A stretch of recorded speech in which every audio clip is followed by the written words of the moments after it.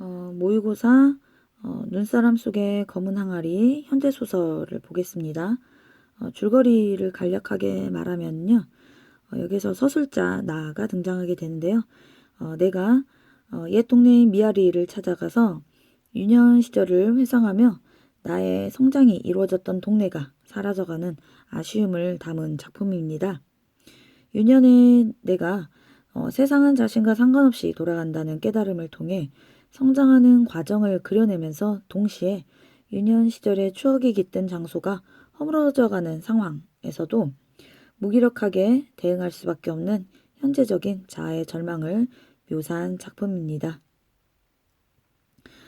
본문을 보겠습니다. 나는 재개발이 시작되어 이제 곧 사라지게 될 고향 산동네를 찾아가면서 여기 이제 그 90년대가 배경이 되고요. 여기가 이제 미아리인데 여기 재개발로 인해서 이제 고향이 이제 바뀌고 있는 그런 모습을 얘기하고 있습니다. 곧 사라지게 될 고향 산동네를 찾아가면서 추운 겨울 변소에 갔다가 짠지 항아리를 깨뜨렸던 어린 시절의 기억을 떠올린다.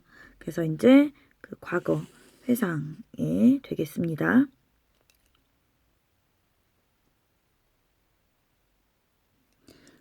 서술자 내가 나의 과거 이야기를 하고 있습니다. 그래서 이것이 서술자이면서 동시에 주인공이 되겠죠. 깨진 단지 그 시절을 떠올린다라고 했죠. 이 깨진 단지가 바로 중심 사건이 되고요. 이것을 통해서 이제 세상은 나의 중심으로 돌아가는 것이 아니다 라는 것을 이제 깨닫게 됩니다. 그래서 깨달음과 성장의 계기가 되는 중심 소재가 되겠죠. 눈으로 찬찬히 확인하는 순간 입술을 파르르 떨었다. 어찌 떨지 않을 수 있었을까? 그 단지의 임자가 욕쟁이 함경도 할머니임에 없음에랴. 이 배락 맞아 돼질놈의 아새끼를 봤나? 이렇게 이제 그 욕쟁이 할머니가 혼낼 때는 이렇게 욕을 많이 하시나 봐요. 그리고 혼나는 게 두려워서 이런 욕설이 귀에 쟁쟁해지자 등 뒤에서 올라온 뜨뜻한 열기가 목덜미와 정수리께를 휩싸며 치솟아 올라 추운 줄도 몰랐다.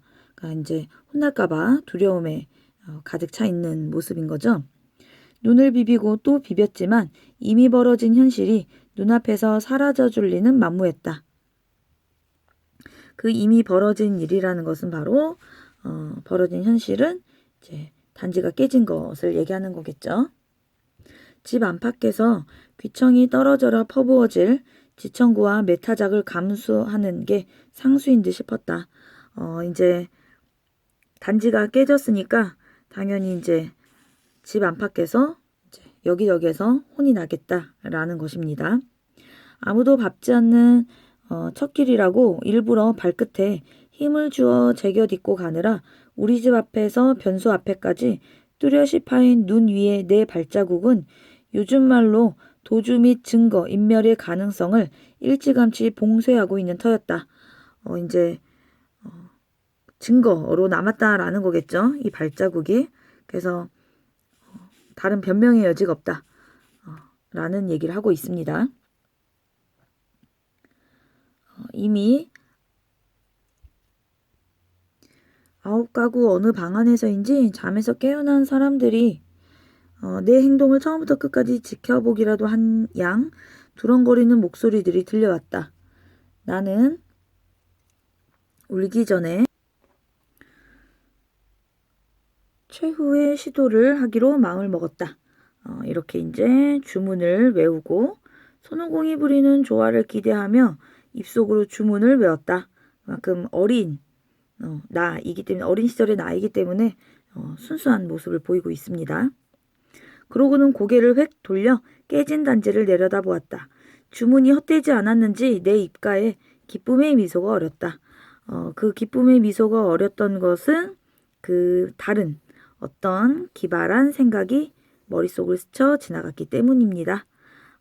그렇다. 눈사람이다. 나는 가슴이 터질 듯 기뻐 하늘을 향해 두 팔을 쫙 벌렸다.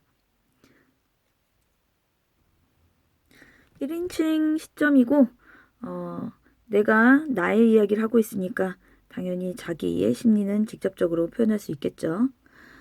일단 이 아침만큼은 별일 없이 맞이할 수 있겠지. 나는 장갑도 끼지 않은 손으로 서둘러 주위의 눈을 긁어모으기 시작했다. 아까 그 기발한 생각이 든 것을 행동으로 옮기고 있는 부분입니다. 마침 찰기가 좋은 눈이어서 손이 한번 닿을 때마다 흙 알갱이가 알알이 박힌 눈덩이들이 붙어 올라왔다. 나는 우선 항아리 주변의 눈사람의 아랫부분을 뭉쳐 놓았다. 눈사람을 만들고 있는 모습인 거죠. 깨진 항아리 주변에 눈사람의 아랫부분을, 그리고는 조금 작은 눈덩이를 서둘러 올려놓았다. 그렇게 해서 깨진 단지를 감쪽같이 눈사람 속에 집어넣을 수 있었다. 이제 증거 인멸을 하고 있습니다. 이렇게 해서 지금 당장의 이제 문제 해결이라고 생각을 한 것이죠. 너 벌써부터 나와 노는구나, 부지런하구나. 바로 이웃방에 사는 현정이 아빠가 담배를 꼬나물고 변소에 가려고 내복바람으로 나왔다. 방학 숙제로 내일 일기 쓰는데요. 눈사람 굴리기라도 해서 적어 넣으려고요. 앞에서 얘기했듯이 이제 과거, 회상이라는 거 알 수 있었고 그 과거는 어린 시절이라는 걸 알 수가 있죠. 앞으로는 날이 따뜻해서 눈사람을 만들려고 해도 그러지 못할 거예요. 이것도 금세 녹을걸요. 그리고 중략 부분의 줄거리. 욕쟁이 할머니의 짠지 항아리를 깬 후에 이렇게 감쪽같이 숨겼죠. 그렇게 한 다음에 깨진 단지의 흔적을 치웠습니다. 증거인멸. 혼날 것을 두려워한 나는 혼나는 게 두려워서 가출을 한 후에 여러 곳을 방황하다가 해질녘에 집으로 돌아옵니다. 어리기 때문에 잠깐 나갔다 들어오는 정도입니다.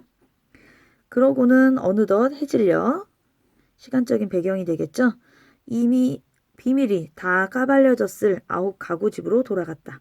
이제 자신이 했다라는 것이 이제 다 들통나지 않았을까라고 생각을 하고 대문간 앞에서 나는 심호흡을 몇 번이고 했다.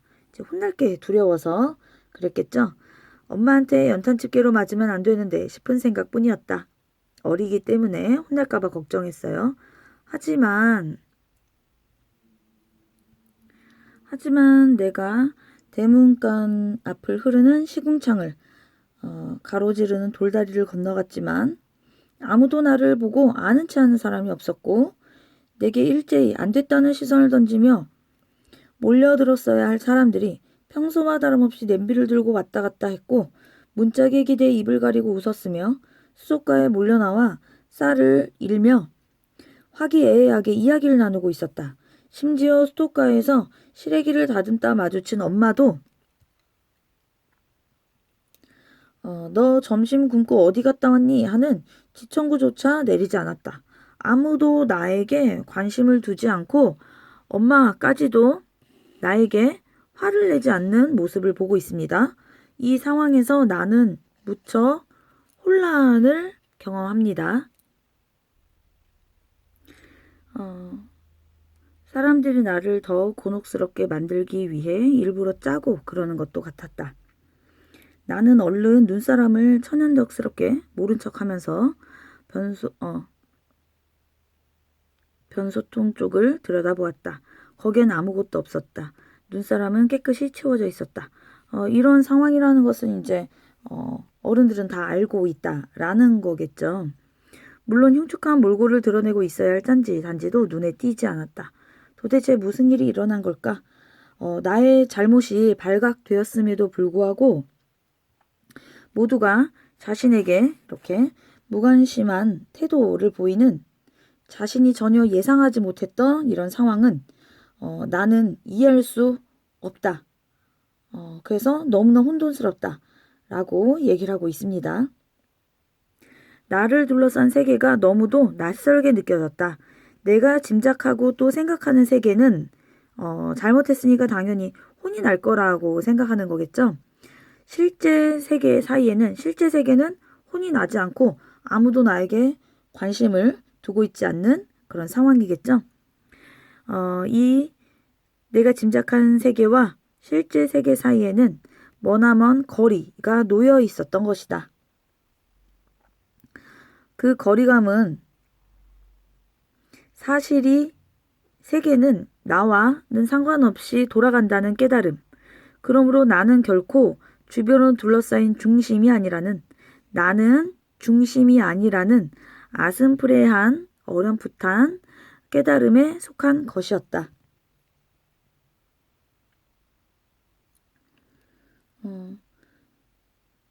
깨진 그 단지 사건을 통해서 자신이 세상의 중심이 아니라는 그 깨달음을 얻으면서 나는 성장해 가고 있습니다. 더 이상 나를 상대하지도 혼내지도 않는 세계가 이제 나에게 무관심한 세계에 대해서 너무나 괴물스럽고 슬퍼서 그래서 싱거운 눈물이라도 흘려야 직성이 풀릴 듯 했다. 그래서 여기에서 보면은 자기의 감정을 직접적으로 제시하고 있고요. 1인칭 주인공 시점이니까 나 자신의 심리를 직접적으로 표현할 수 있겠죠. 그리고 여기서 이 눈물은 이런 감정을 느낄 때 눈물을 흘리는 것이니까 눈물이라는 것은 깨달음과 성장의 과정에 있다라고 볼 수 있겠죠. 하긴 눈물 서너 방울 좀 짜내는 것은 일도 아니었으니까. 난 시래기 줄기가 매달린 처마 밑에서 몇 방울 떨구며 소리 없이 울었다. 차라리 깨진 단지라도 제자리를 지키고 있었다면 혼은 나더라도 나는 혼돈스럽지도 불안해하지도 않았을 것 아닌가.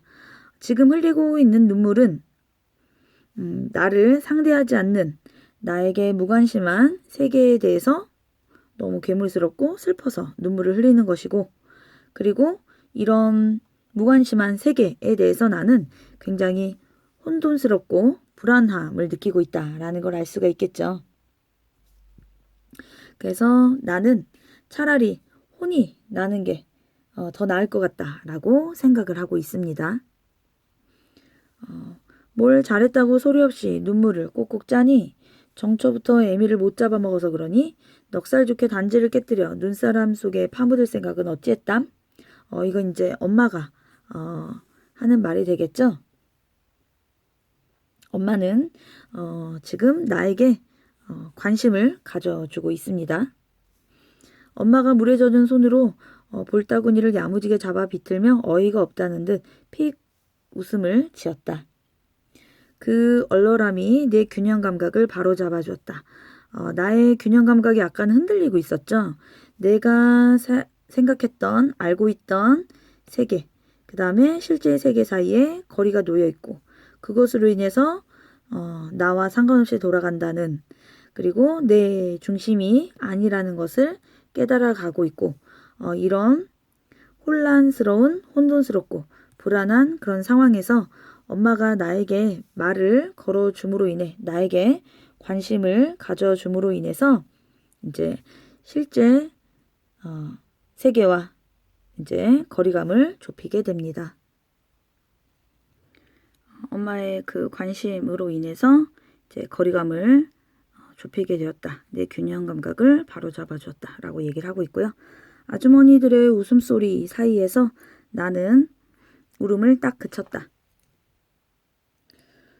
아주머니들은 다 이제 나의 잘못을 모두 알고 있다라는 것을 알 수가 있죠. 그러고는 어른처럼 땅을 쿵쾅거리며 뛰쳐나와 이 골목 저 골목을 헤집으며 어딘가를 향해 가슴이 터져라고 마구 달리고 또 달렸다. 부끄러운 그런 감정과 그 다음에 이제 균형 감각을 바로 잡아주었던 그런 상황에 대해서 안도하고 있는 모습을 볼 수 있습니다. 그렇게 컸다라는 걸 통해서 이 사건, 그 단지가 깨진 그 사건을 통해서 이제 나는 이렇게 성장을 하게 되었다라고 말하고 있습니다.